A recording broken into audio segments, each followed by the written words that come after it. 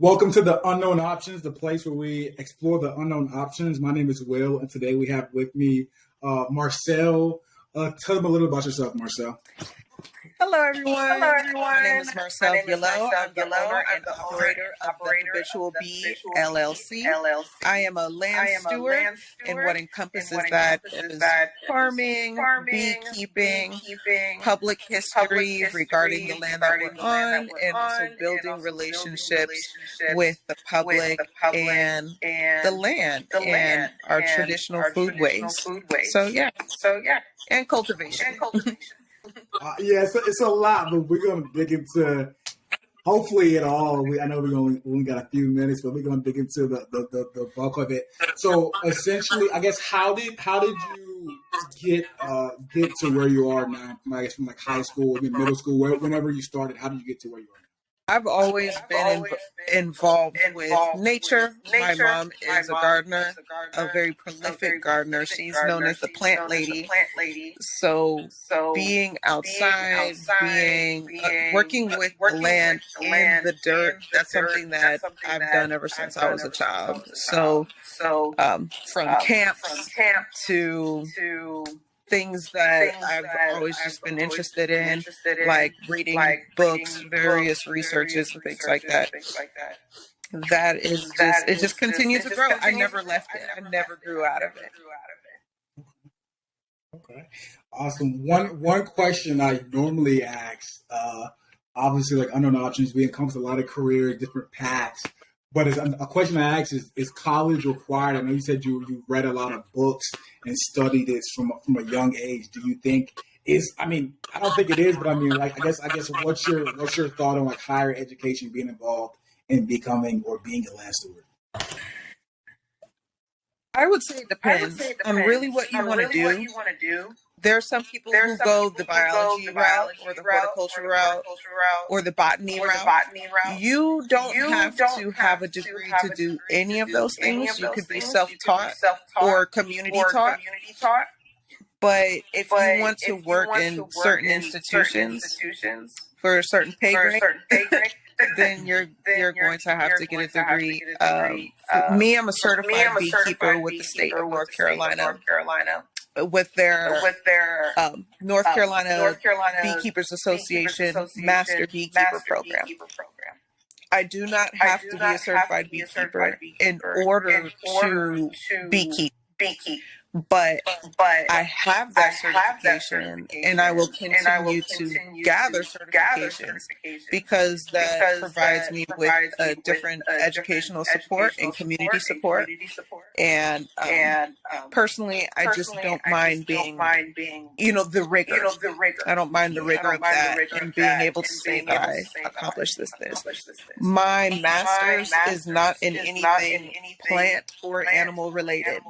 It is people related. So my degree is about studying people and what we do. And that actually ties in very intimately into my work because it allows me to curate the work, the community work that I do in a more meaningful and mindful way. I love what you just said. I think we should dive a little deeper into that, the curation in the community, 2Cs. I mean, how important, because I mean, a lot of people, we know about farmers, we know about like different fruits and plants and vegetables, but how important is land stewardship and what does it contribute to like the general public? People aren't faced with it, especially like in these urban communities. I mean, or like urban communities. Like, so how important is it to like the general public? So right now we're kind of experiencing this shift in influencers and also this kind of like clickbaity type. It's like a smart remark whenever people say, "Oh, you need to stop making T-shirts and we need more farmers." And it's like, y'all don't even mean that because you don't support your farmers. Black farmers in particular are losing thousands of acreage a day. I mean, that's if I have my numbers correctly, but it's a lot. We are losing a lot of generational land that's like farmland and a lot of generational farmers. Now, I'm not a generational farmer in terms of like my parents being farmers, but I am probably like one or two, maybe three generations separated from the farmers in my family. And a lot of people will say, well, my grandmother, my grandfather, my whomever used to do this, and I wish I still knew about it or what have you, but it's just a fashionable thing to really talk about, but not to really engage with. And it's because of social media. Like people see the homesteading and things like that. And we're having this situation with avian flu and the increase of the egg prices. So we're experiencing this pain in the grocery store. And the first thing, especially as Black folks go to, is, see, this is why we should have more control of our food and our land and all that other stuff. And it's just like, yes, but also that requires a lot. And we watch people on social media and they're like, see, if they can do it, it's super easy. They have all these chickens in the backyard. And it's like, first of all, you don't even know what a chicken smells like. You don't. It doesn't smell good. A sick chicken is a horrible thing to look at. A chicken with its head bitten off from a predator is even worse. And now you got to explain why it's in the front yard. And it's so much that goes into it, but it taps into the fantasy of having self-determination and self-sustainability. That is not a fantasy for me. It is a goal. Liberation is not a buzzword for me. It is a goal. That is what I work towards. If not for myself in this lifetime, then I want to provide the building blocks for that for the people who come after me and with me. So if I don't see it within my lifetime, I know that I've done the work to learn these skills and to have access to the land or the resources, so the people who are after, instead of saying, I lost this and Marcelle knew all about it and I didn't pay attention, it's instead, like Marcelle taught my mom and my mom taught me, or Marcelle taught my dad and my dad taught me, and boom, boom, boom. It's part of that genealogy. So, but anyway, is it important? Absolutely. We need to be able to have agency in the decisions that we make, the food that we eat, how we live. And it's more than just how we impose ourselves into the land. It's how we work in tandem with the land. Because you're going to end up, it's basically like replicating slavery for the land. It's like, I'm going to do this to the land and the land can't stop me. And I'm going to make this, I'm going to move that. And it's like, that is exactly how we got here. Exactly how we got living in floodplains. Real quick side story. I went to New Orleans with my family a couple years after Katrina. And one of our tour guides said that, and forgive me for not knowing the indigenous nation's name, but how the first peoples of the area told the European settlers, don't move down there. It's a bowl. It floods. Yeah. They told them that hundreds of years ago, that they don't even live over there because it's bad. It's gonna flood. And so now, because people have imposed themselves on this land instead of working on the land, you got New Orleans, a major port city, in a bowl, a literal bowl that's below sea level. And so we're constantly fighting against the natural world versus working in tandem with it, which is what anybody who is indigenous to whatever lands that they are, always learn to work with the land instead of just move stuff around and think that it's going to be successful long term. So that's the roundabout way of saying this is why this is important. Yeah. And addressing people's misconceptions on why they think it's important. Current all the immediate stress. Okay. That's big. It's like it's just really education in the finest form, honestly. And bouncing off that, like the TikTok generation, like we live in a clickbait culture. Do you see land stewardship growing in the future? Because I see like a lot of, like you said, like a lot of farming content and people saying, "Oh, we want to support," and I try to support as much local farmers as I can. Like I try, like I don't like I try to build connections in the community. But do you see it growing in the future, or do you see it like dying out? I mean, I know you were on a mission to grow, but like as a whole, do you think like, what do you see this? Because I study people and I am a public historian, I'm a student of history.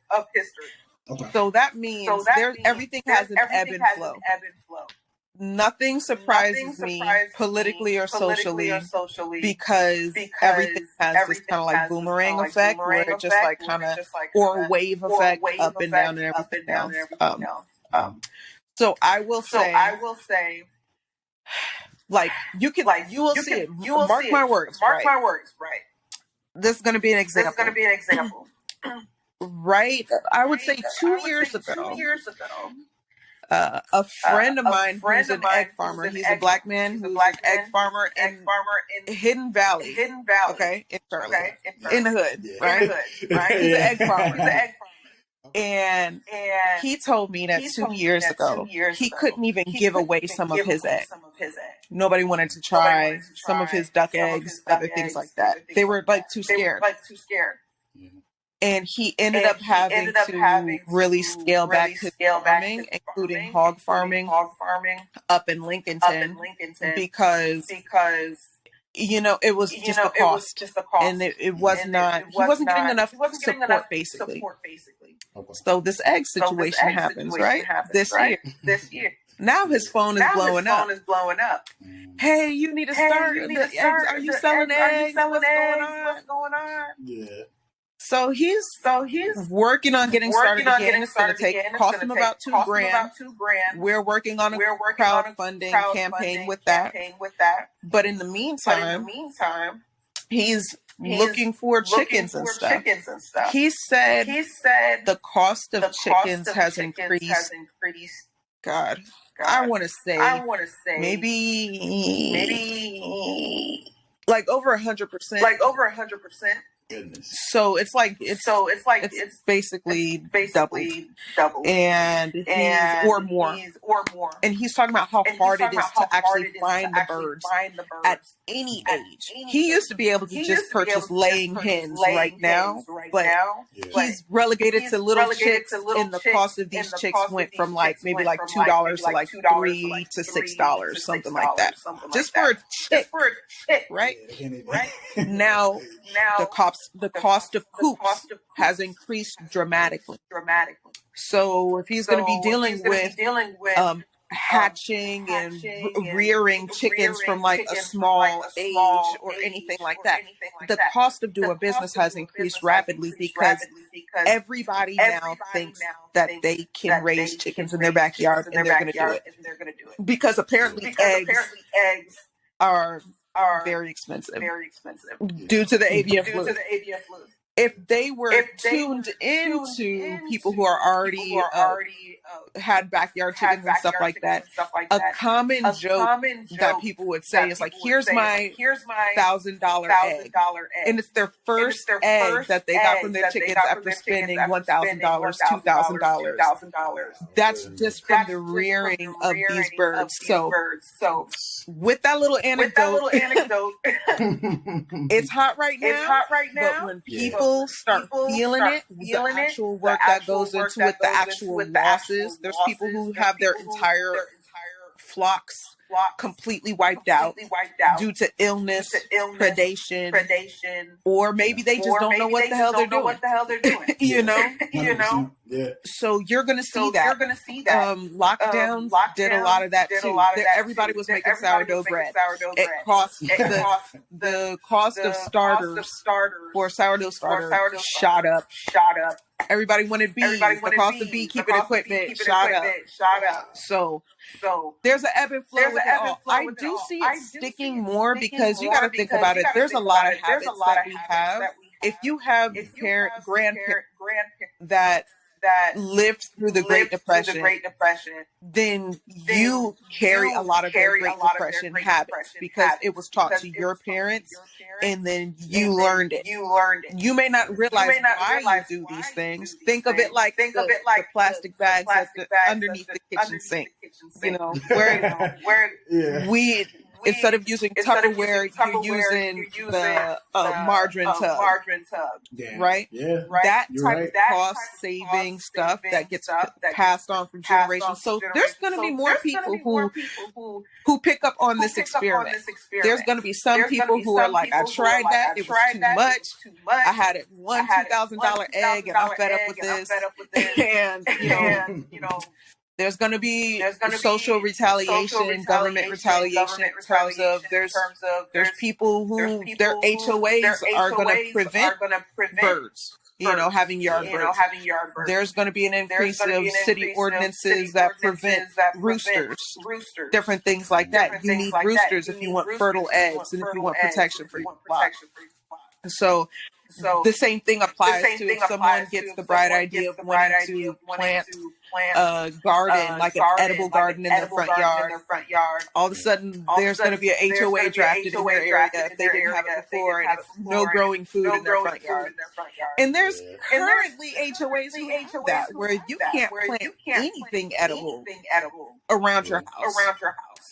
And then you get guerrilla gardeners like Marcelle. So you get guerrilla gardeners, guerrilla farmers. So think guerrilla warfare. Mm-hmm. So you have guerrilla gardeners, guerrilla grafters, guerrilla farmers. So those of us who basically plant food crops in places where they're not necessarily supposed to be. So there's people like me who do that work and who work with the community. So let's say your HOA doesn't want you to grow food, but they have these little bushes with wood chips at the bottom for mulch. Well, mulch is the perfect substrate for mushrooms. Hardwood mulch and red wine cap mushrooms love hardwood mulch. And that is a delicious mushroom. And who's going to get on you about having naturally occurring mushrooms growing underneath your bushes? They're protected. Most likely there's no animals coming to visit it. You can do your harvest safely, quietly, discreetly. So there's so many different ways that you can kind of go around it, or you can plant different things inside your home. And these are going to be the things that really stick until people can apply that pressure socially, politically, and economically to for us to retain the right to be able to grow our own food and harvest our own food. That's like, I've never heard a term guerrilla garden in my life. But that's still like a genius, like the hardwood mulch and the mushroom, because there are HOAs. I have chickens, but we don't have an HOA in the neighborhood. But like, I know my mom, she can't even like paint her house a different color because of her HOA. Yeah, I know they would be extreme with the edible with the food. That's crazy. People don't want to laugh from this interview. Okay, give us. I guess. I know your day-to-days probably fluctuate what you do, but give us, like, I guess, your day-to-day in being a land steward, and then I guess the evolution of your day-to-day, like from when you first started. I know you started when you were really young, younger, when you first started to where you're at now. I know, like, as you grow older, your knowledge grows, so you probably did less things, spent less time on certain things, and it's okay. So now my day-to-day, well, first of all, as a land steward, my schedule is determined by the season. So right now, and I'm talking about the legitimate season, not when people say it's spring now or it's fall now. Okay, how do you, that's something that really bugs me, because how do you determine like the seasons, honestly? Like, how do you do that? So people do it basically by day length, like the equinox or the solstice. That's actually the middle of the season. That's not the beginning of the season. Summer does not start in the summer equinox. The summer solstice. You're pretty much dead in the middle of summer for us.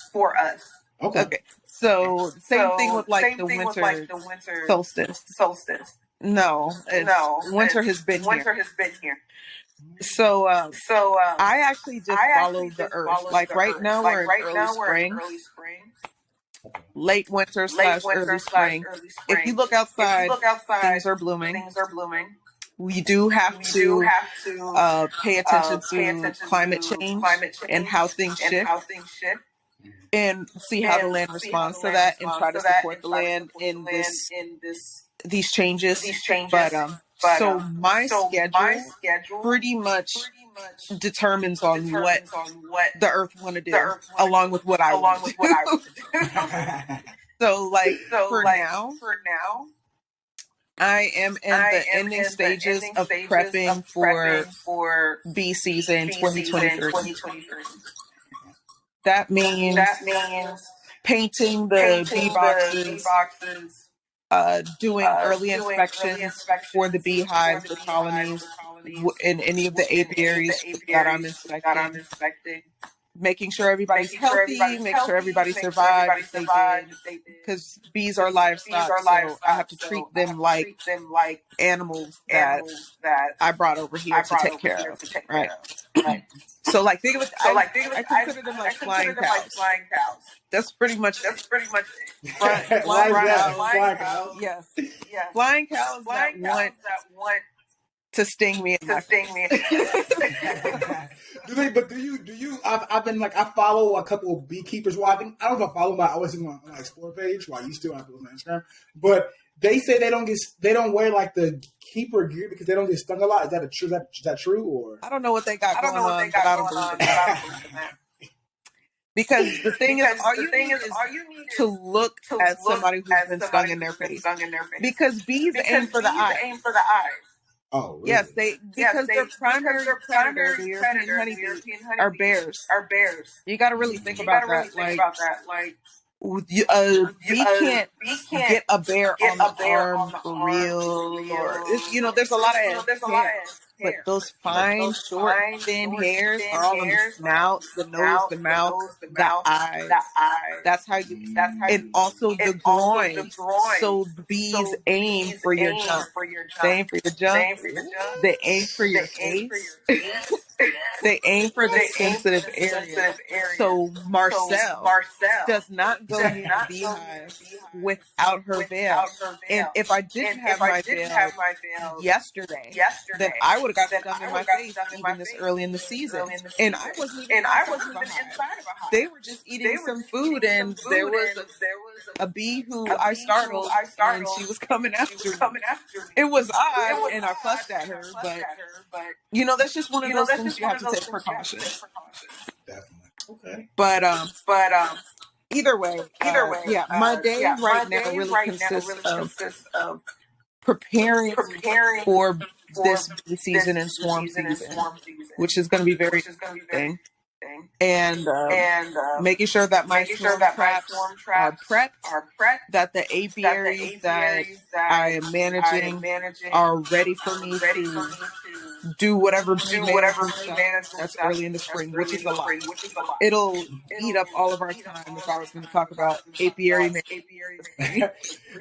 Yeah, no, I think what we're gonna do is we're gonna bring you on like for maybe a part 2 and 3 because I really want to because I know like Land Steward is like it encompasses a lot of different like sub things what you do within it. So, but this is really good. This is good. Okay, so we're gonna get into because we're at 24 minutes, so we're gonna get into it's the not so speed round. So it's like I kind of like it's a speed round, but it's not really a speed round. So I ask you 4 questions, and you can just give like you can give a quick answer or a long answer depending on how you want to answer. But they're like kind of interesting questions. Mm-hmm. So the first one is, what would happen to like society if land stewardship didn't exist? We wouldn't have We wouldn't society. have society. Because land stewardship means so much, but it's literally how we take care of the land. There wouldn't be a society if there was not a relationship between the people and the land. And the animals even steward the land. If you study animals, ants do it too. Literally every living thing manages the land that it's on so it could survive longer. So like even even ants will like farm aphids or have a relationship with fungus in order for their health and well-being and their colony well-being. So we would not exist. We would cease to exist. Even if we lived on Mars or the moon, we would have to steward that land too. You'd have to figure it. I agree too. I agree from what I've learned just in the past 25 minutes. I 100% agree. The second question is,